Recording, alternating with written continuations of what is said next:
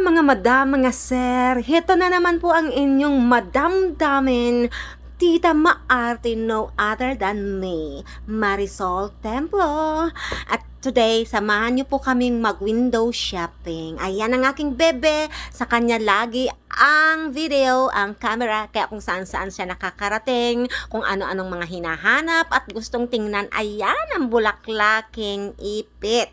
Hindi niya nagustuhan, binitawan at nagtingin-tingin pa sa ayan sa kulay pink naman daw. Ano naman kayang susunod niyang hahawakan? Nako, lahat pampaganda basta napunta kami dito sa DIY, hindi po ito promotion ha.